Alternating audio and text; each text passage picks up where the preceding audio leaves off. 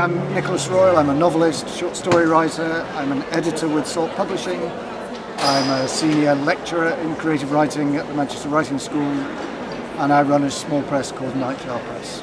Nobody yet has pitched an individual story. Interestingly, they've been pitching ideas for collections.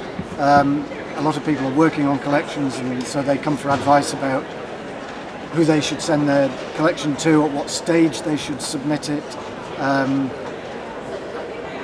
I mean, what makes a good short story? I wish I knew. The thing is, though, that you know as soon as you start reading.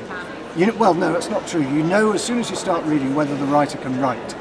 You know that in the first, not just the first page, but the first paragraph. You know that the writer can write. And then you read on to see if they can write a good paragraph, and then to see if they can write a good page, and then to see if they've done a good story.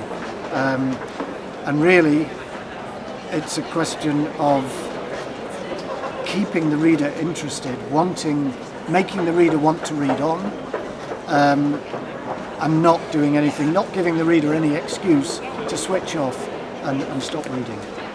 Well, the general advice is to read as widely as possible.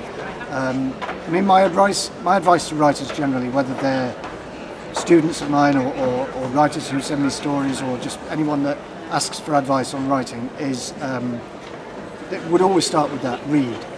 Always read.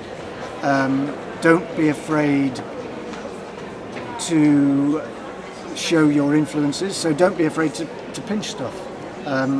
Pinch people. I don't mean nick someone's idea, but if you're inspired by someone, you're also going to be influenced by them maybe. Don't embrace that influence, don't worry about that. Then I would say always carry a notebook and always carry a pen.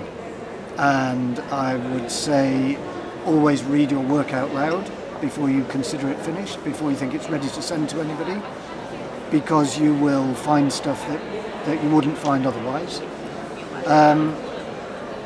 And possibly my best piece of advice is, if you're stuck on something, don't sit there staring at your screen or your pad or whatever it is. Go out for a walk.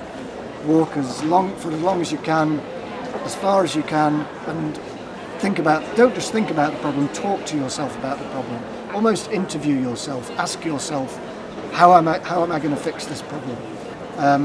And I guarantee, when you get back, you will have either fixed it or found a workaround.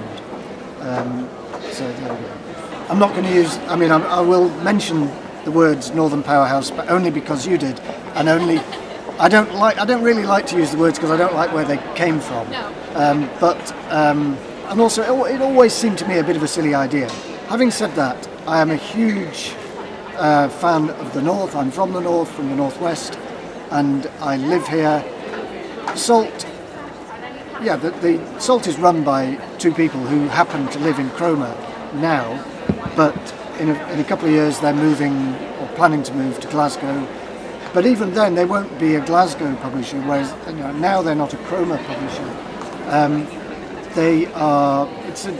We're spread out, so that two of them live in Cromer, I live in Manchester, our publisher lives in London, our distributors, I don't know where our distributors are, but we're all over.